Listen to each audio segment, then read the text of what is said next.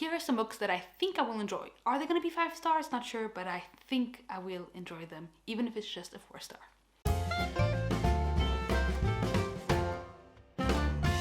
Hello lovely book dragons, and welcome back to my channel, or welcome if you're new here. My name is Joana and I love to talk about books on this channel, specifically fantasy books.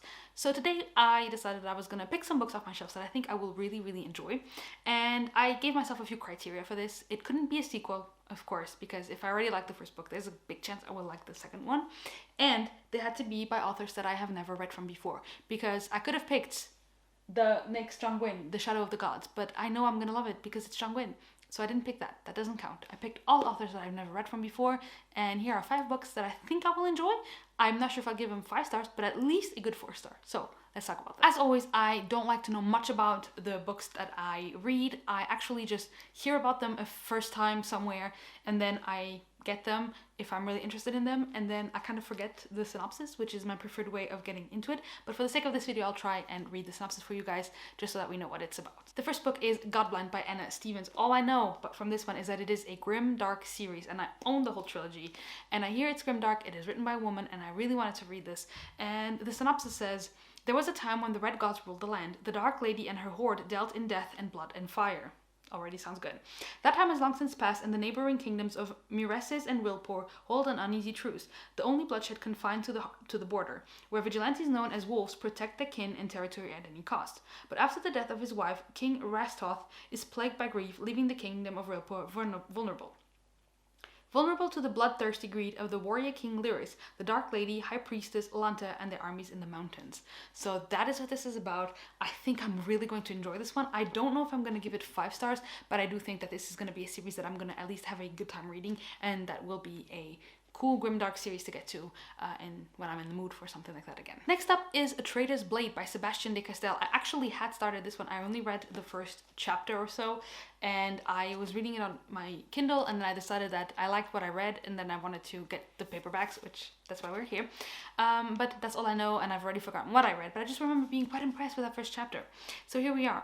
The king is dead, the Greycoats have been disbanded, and Falcio Valmont and fellow magistrate Kest and Brasti have been reduced to working as bodyguards for a nobleman who refuses to pay them. Things could be worse. Their employer could be lying dead on the floor while the 3 of them are forced to watch as the killer plants evidence framing them for the murder. Oh wait, that's exactly what's happening.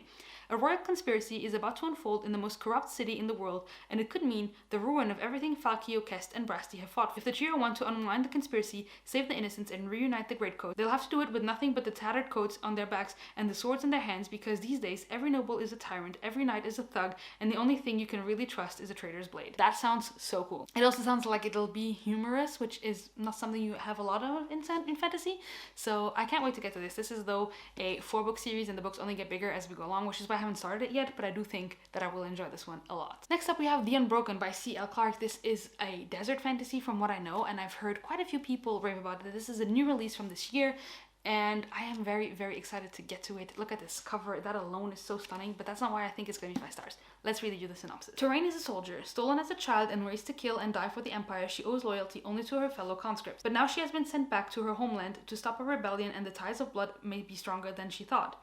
Luca needs a turncoat, someone who can sway the rebels towards peace, while Luca focuses on what really matters, winning back her throne.